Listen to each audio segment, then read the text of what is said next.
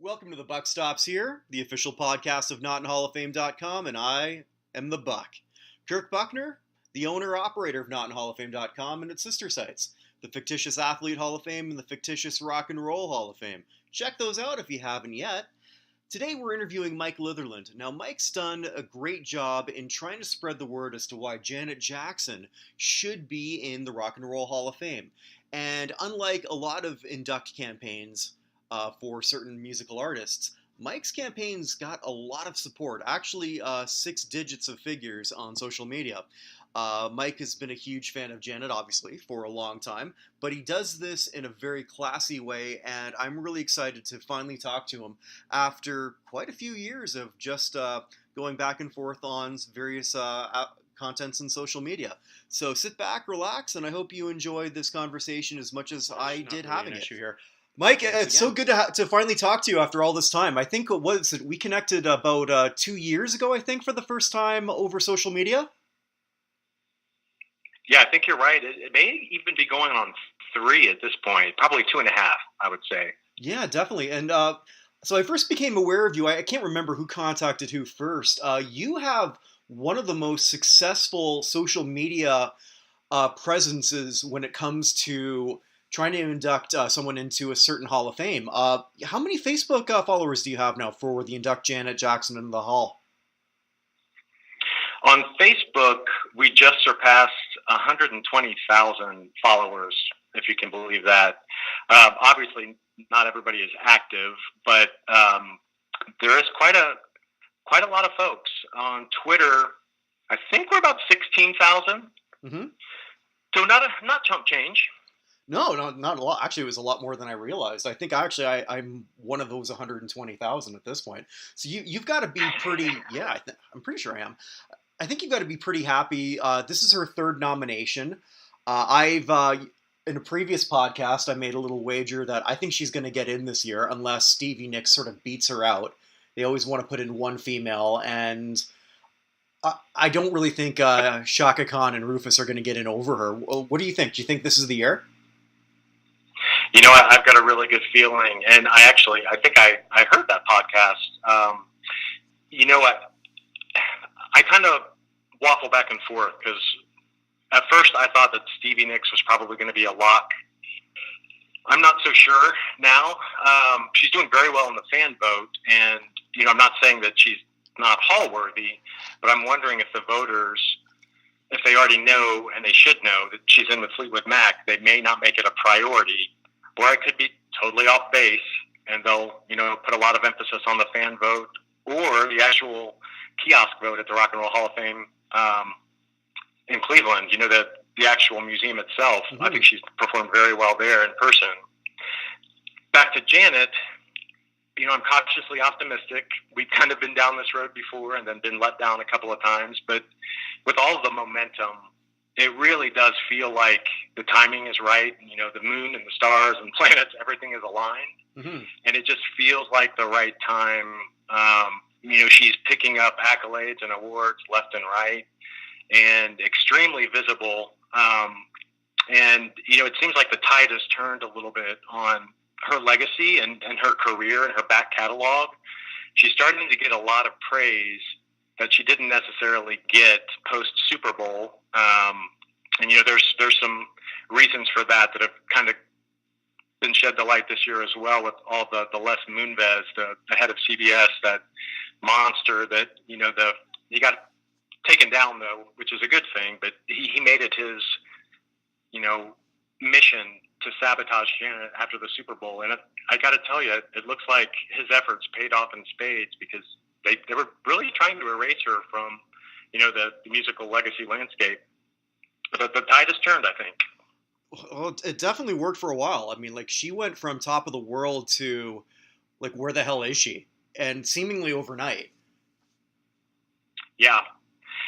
Well, I didn't really realize how deep the whole Les Moonves story got. But, you know, it's not just the CBS connection from the Super Bowl, but he was the head of Viacom. And Viacom back then, we're talking 2004, he owned all the Clear Channel, ran the Clear Channel stations for radio outlets, and that's like 75% of radio. So if he says we're going to blacklist her, well, that's what happened. And it's a shame, but you know what? It made her extremely, extremely strong and powerful. And I think it's the fans that have stuck with her and now, fans that are reemerging and coming back. Mm-hmm. It's better and more exciting, I think, having been through the ashes and seeing her rise again like a phoenix. It's kind of amazing. And that's why I really think it just feels right that it's going to happen this year. It really does. Yeah, I honestly think you're right. I think it is going to happen. So tell everyone when you started to come up with this campaign and how it organically just became what it's been. I mean, like, again, a 6-digit member community, that's massive. Yeah, so it took a lot of blood, sweat, and tears, of course. I actually started it right around December of 2012, and there were a couple of us that we were in, some Janet Facebook fan groups, and I think the annual ballot had just gotten released, maybe a day or two before, and we were all just kind of bickering and moaning about Janet being left off the ballot again. And, obviously we were huge fans, so, we championed her induction, but it just seemed like the nomination committee, they weren't even having her in the discussions. It didn't seem like Janet was getting any notoriety in that room when the NomCom meets. So toyed with a kind of a social media campaign because it was, obviously hot like fire, Facebook and Twitter both, and just kind of put it out there. And, obviously the hardcore fans adopted it right away. So we got a couple of thousand within the first couple of months. And then it started to slowly grow beyond that.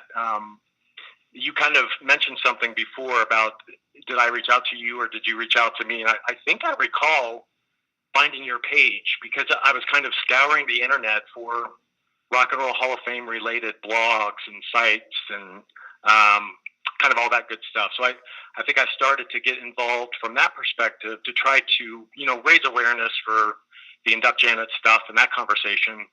And then I think some people that are just general music lovers or Rock and Roll Hall of Fame enthusiasts kind of took notice. And even if they don't necessarily like Janet Jackson or her music, I think they respected the movement. Mm-hmm. And then it kind of grew from there as well, which was really nice. It's really, really cool to see. But as now you're doing the podcast and you've got notinhallofame.com. It's a lot of work. It's not easy and it's very often thankless. So you have to love it and you have to have a passion for it. Right. Otherwise, because you just throw your hands in the air, mm-hmm. Give up. One thing that I've praised you a couple times, like on our site and actually I think on a previous show, that I really love, and there's a lot of bands that have been snubbed. One, and I'll use this as an example of a group that got in a few years ago, but their fans were really brutal about it until they got in Kiss. Using the standard line, well, it's a joke if Kiss wasn't in. And there's a lot of fans of other bands that'll use that. It's a joke if so-and-so gets in. It's really sort of pedestrian, I sort of think, when people sort of use it that way. You're not really accomplishing a whole lot. And you've taken it a different approach and sort of leading by example, because a lot of the people I notice on your message boards don't take... you don't go in a lowbrow way when you're debating this. Was that sort of a conscious decision, or was it just something that was just the way you wanted to handle it from the start? Well, I did make a conscious effort, and I think you're kind of hitting the nail on the head. Some of the fan campaigns in the past, not knocking anybody at all, and no artists or no fans, but the constant bashing and name calling and Rock and Roll Hall of Fame is a joke, the Hall of Lame, and you've heard it all. Oh yes, it doesn't get you anywhere, just like you mentioned. And really, what I wanted to do, and the small core group of folks that were kind of in the trenches with me, we wanted to keep it positive, not bash the Hall of Fame, the museum that we're trying to get her inducted into. I mean, that seems like a no-brainer, but and then just champion her career and focus on Janet, what she's done, why she's deserving. And then we really, we found the NomCom address. I think it's the Rock and Roll Hall of Fame Foundation.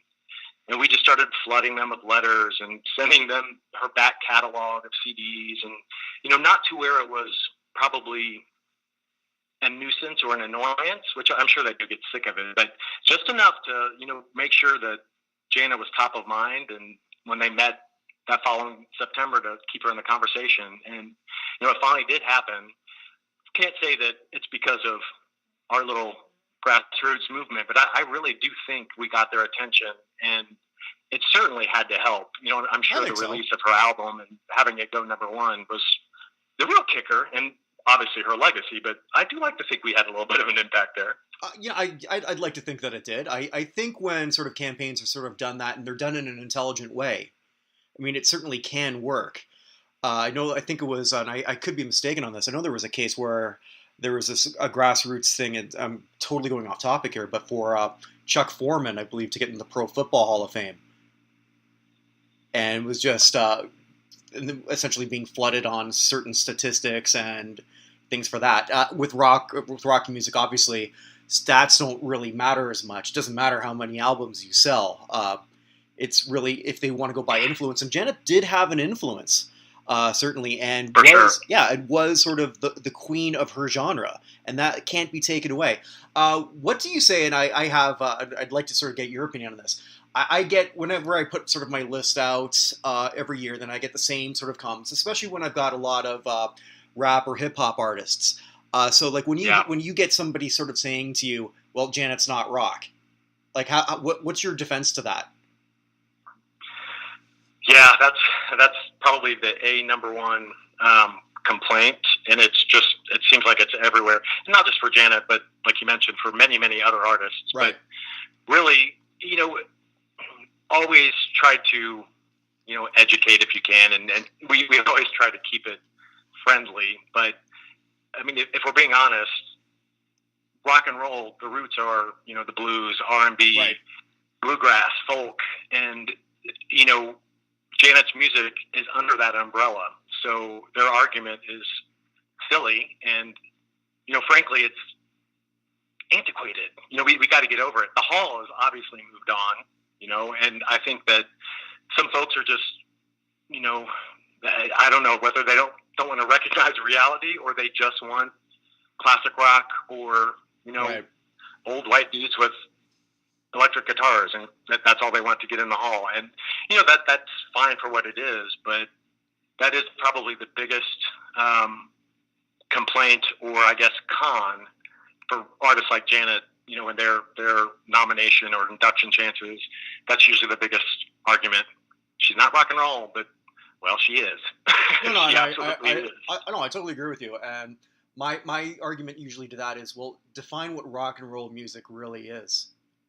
Tell me what that exactly is, and then we can actually sort of go from there and not go by a radio format. Yeah. Well, and so many people too, Kirk, I think some people think, maybe casual fans or folks that don't follow the Hall or don't obsess over it like a lot of us do, they really do think it's just about chart success and number one albums. And, obviously that's the icing on the cake. That's probably going to help put somebody over the edge, but that's not even really in the top of the criteria, at least what we've heard from the rumor mill about the nomination committee. It's more about creativity, influence, and longevity. Right. And career longevity, I think, is a big component. And again, she definitely ticks off all those boxes. Something just popped into my brain. I don't want to sidetrack us here, but you mentioned Shaka Khan at the beginning. Yeah. Shaka Khan at the beginning of this podcast, and I didn't comment, and I failed to comment. Obviously, I think Rufus and Shaka Khan should get in. I think I would maybe prefer solo Shaka, but that's just me. I've heard, though, that Shaka Khan has a concert tour date scheduled overseas in April. So I'm wondering if that would curtail her chances. I don't know. I need to look up her dates. I maybe shouldn't have said that without fact-checking myself, but that may push her out of contention, whether people were going to vote for her or not. 'Cause we've heard if artists aren't available for ceremony or can't show up, then maybe they'll put them back on the ballot the following year. So how do you feel about that type of scenario with the museum itself. Well, actually, it's you bring that up. I think that's what kept Radiohead out last year because they're pretty much great. Yeah, when you talk about sort of like ticking all those boxes, I mean, like Radiohead, and there's no disrespect to Janet, Radiohead sort of is their perfect candidate. The critics love them, and it's a critic-driven hall for the most part. No doubt, for sure. Yeah, I was personally shocked that they didn't get in last year. I was floored. And I think it's because they said before the voting that, well, they didn't really trash the hall. They just said, well, we don't understand why it's such a big deal, but if we get inducted, we've got a tour. I think it was in Brazil or Argentina, somewhere in South America, and then they didn't get in. So it's like, well, okay, and it's not like they had the status of, let's say, U2 that you'd have to put them in anyway. Yeah. Where Radiohead, maybe you can sort of like wait that 1 year. And I think if I'm that hall, like you kind of get pissed off about people not showing up. I guess it's why the hall that I created, it's fictional athletes. I don't expect them to show up, but that's my own little shameless plug. Right. Yep. No, I get it. Well, it's changed a little bit too, I guess. Maybe the focus of those inductions and the induction ceremony now that it's televised in conjunction with HBO. Mm-hmm. How long have they been televising that? Do you recall, Kirk, how long it's been on HBO? I'm not sure. Quite a while. I mean, obviously, it's a big. Okay, so it's a big money generator. That may knock my argument out then. Well, yeah. So that they have to fill the arenas and try to get eyeballs for the ratings. But the critic in me, it kind of makes me mad because it should be about the artist and who deserves it the most. But I get the business side of it. But that's just it kind of burns me up a little bit. Oh, absolutely. And I guess when they've been burned as many times as they have, or at least in their mind anyway, how do you not change your perception a bit? I mean, we're all human. I mean, if you talk about them snubbing people, and then when they feel snubbed themselves, when artists don't show up, I think like what was it, Van Halen, when they got in, only Sammy Hagar and Michael Anthony showed up, neither of which were in the band. Yeah. I mean, that would be a little bit like salt in the wound and slap in the face. It's very interesting when you kind of get into some of that nitty-gritty type scenario.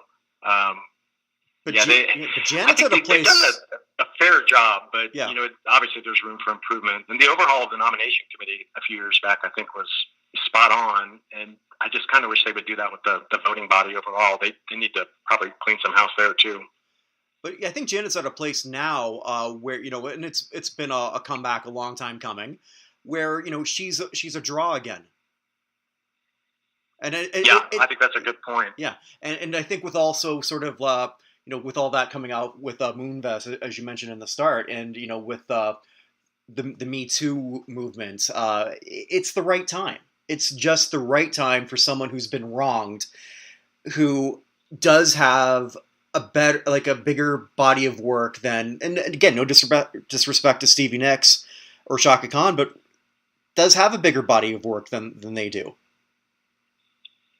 Yeah, and it stands up. I think as far as the timing too, she extended her State of the World tour kind of with a second leg, and then for the first time in her career, she started doing the festival circuit and headlining them. And, as a lifelong fan, I was a little nervous about that because, the festival crowds are different. They're not always going to be fans of the artist, and it could go one of two ways. Essence Festival, that's a no-brainer. That's New Orleans, that's R&B. They're going to, adore her no matter what. But something like, the Panorama Fest in New York and Outside Lands in San Francisco, I was a little nervous to see how that was going to be received. And I tell you, I was at the Panorama show in New York, and it was wild. It was absolute adoration. I think people just respected her entire catalog. They forgot she had so many songs, and it was a lot of fun to see kind of people take it in and just kind of, I don't want to say worship her, but give her the respect and the adulation that she truly does deserve. So it just feels like this has got to be the year, because if it doesn't happen this year with all this momentum, man, I'm going to be heartbroken. Yeah. It just seems like it's got to happen now. So I saw on your Facebook page you met her recently. Yeah, that was a bit of a surprise. It was at the Billboard Music Awards in Las Vegas. Mm-hmm. She was getting the Icon Award, and I was there with some other Uber fans and my partner, and we were up in the nosebleeds. It's not like we had primo seating or anything, but the folks that I was with, they kind of were friendly with Janet's camp, and they had given us these press ID passes, essentially. It just said, stay in your seats after the show. You can come hang with the dancers. So we did, not thinking anything of it. And when we, got back there and escorted back about an hour after, it wasn't the dancers. There was a stand-up line to have a photo with Janet and actually get to meet her. So that was a pretty incredible moment. It went by in about 60 seconds, but it's something that was amazing and unexpected. And it's funny that you mentioned that, because obviously I didn't forget about it, but I'm glad that you had taken notice of that. And that was my actual first time of shaking her hand and getting a photo. I was on stage with her many, many moons ago, because in previous concert tours she used to kind of serenade a guy, bring him up on the from the audience. Was that the Velvet Rope do a lap dance or a striptease? Well, it kind of progressed. She started it in 1993 on the Janet tour, and then she did it all the way up through the Discipline tour. And gosh, what was that? 2008, I want to say. Mm-hmm. And then, got married and had the baby, and things kind of changed. Well, she went on the number one's greatest hits tour as well, and she kind of stripped it from the show. I think she was in her late 40s then, and I think it was just probably time to hang it up. But, I tell you, there's a lot of artists that put that into their shows, and I'm sure it's because of Janet Jackson. So again, back to the influence, her stamp is everywhere, from, the music itself to the concert tours to the videos. It's a blueprint that, she kind of found her niche, found her lane, perfected it, and then so many others have kind of gotten in that lane behind her, and it's pretty amazing to see. Was she aware, or is she aware, to your knowledge, of this campaign? I think she knows. She's got to know. I'm sure she's seen it. I don't think she's on social media a lot. She uses her phone a lot, obviously, but I don't think she checks her own accounts. I'm sure her team does. But she definitely saw the Induct Janet T-shirts that a bunch of us had, and I sent out a bunch to fans for the Unbreakable World Tour and the State of the World Tour, because a lot of times fans would get upgraded to the first couple of rows. Mm-hmm. And my goal was to have as many of those Induct Janet shirts visible from the stage, so she and the dancers could see it. And we really knocked it out of the park. There was many, many shirts in just about every single show, and she would notice and kind of give it a thumbs up or a big smile. So she definitely knows, and that feels good too. It really does. Nice. So if this is successful, would you be campaigning for anyone else, or you're just sort of like going to retire the lobbying? I might take a little break, but I have kind of a list of artists that I would champion. I don't know if I would go to the extent that I've gone for Janet, obviously, because as you know, it's a lot of work, and it's not cheap either. You have to pour some cash into it from time to time. But The Cure would be on my list, so I'm kind of crossing my fingers that they get in this year. New Order, Joy Division, Depeche Mode. Mm-hmm. I love that genre. I think they're deserving, and I think if The Cure gets in, obviously it's going to kind of open the door for some of the others. And then on the hip hop side, poor LL. Is this his fifth nomination? I think it is. I think so. Yeah. He should be in, but I don't know if it's going to happen this year. But in that realm, I'd like to see Eric B. and Rakim, LL, A Tribe Called Quest. I think Outkast would be very deserving as well. But I think they're trying to isolate the LL Cool J nomination to get him in so that they can get some of the other acts in the hip hop umbrella on the ballot.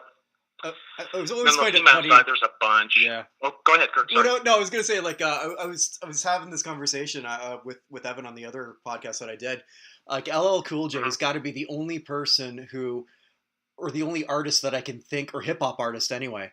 Actually, maybe Ice-T would be the other one. Where there's a lot of people who, like younger people, have no idea that he was even a hip hop artist. But then all of a sudden, there's a bunch of people over the age of 60 who just only think of him as the NCIS guy. That's a really good point, and I think you're right, because I don't even know the last album or single he put out. I just remember that there was a duet with a country artist that did not do well and wasn't received well. But I didn't even know he did. Surely that wasn't the last. Yeah, I wish I had the name of that. It was.